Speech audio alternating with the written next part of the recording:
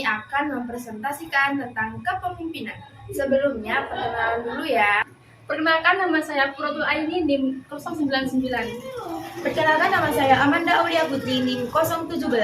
Perkenalkan, nama saya Khalifah Febrianti Fiftian, NIM 105. Perkenalkan, nama saya Selini Aulina Sinta, NIM 111. Perkenalkan, nama saya Adinda Wulan Agustina, NIM 051. Perkenalkan, nama saya Alini Mirati Bayunisi, NIM 031.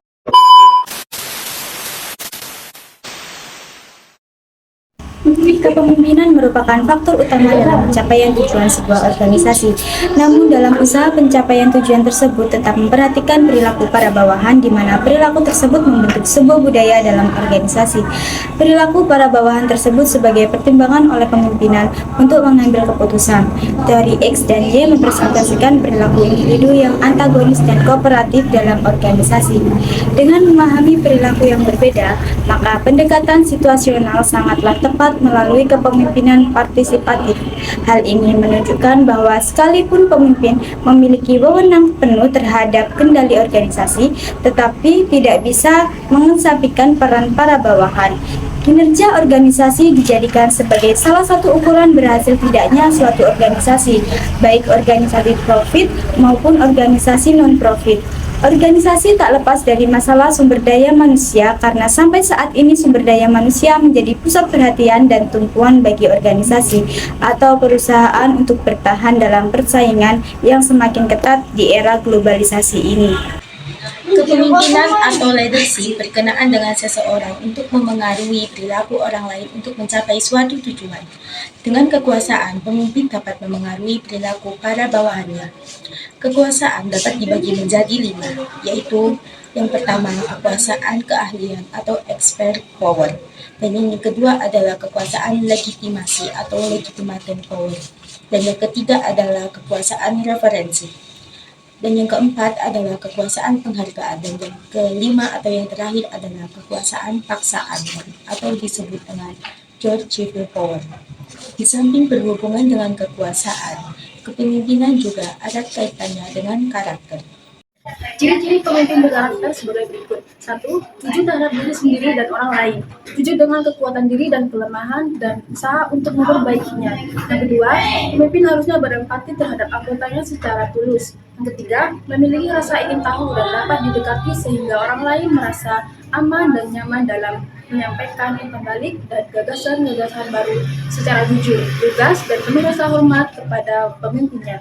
Keempat, bersikap transparan dan mampu menghormati pesaing dan pelajar dari mereka dalam situasi kepemimpinan ataupun kondisi bisnis pada umumnya. Yang kelima, memiliki kecerdasan, cermat, dan tangguh sehingga mampu bekerja secara profesional keilmuan dalam jabatannya. Yang keenam, memiliki rasa kehormatan diri dan disiplin pribadi, sehingga mampu dan mempunyai rasa tanggung jawab pribadi atas perilaku pribadinya.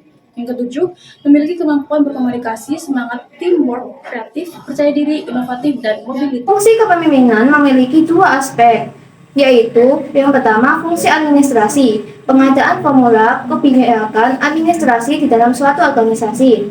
Yang kedua, fungsi sebagai top management dalam proses aktivitas, pembuatan planning, organizing, staffing, direction, commanding, dan controlling.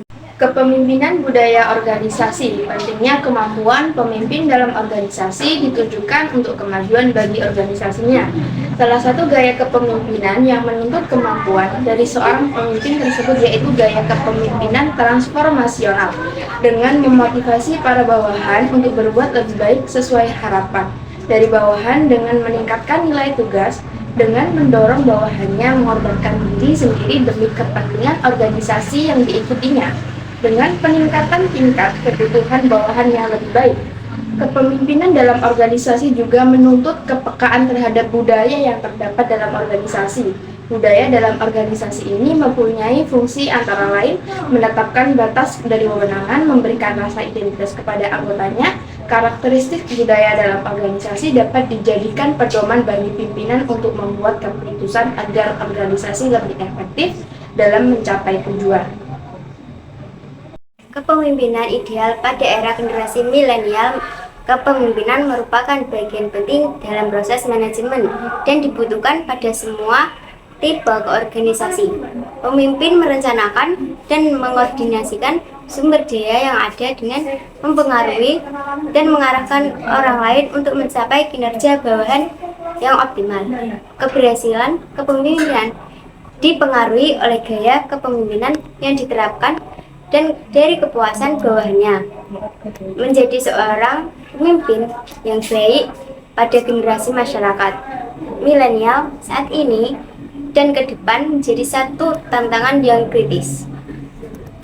Menurut Mulyasa, kepemimpinan diartikan sebagai kegiatan untuk mempengaruhi orang-orang terhadap tercapainya tujuan organisasi.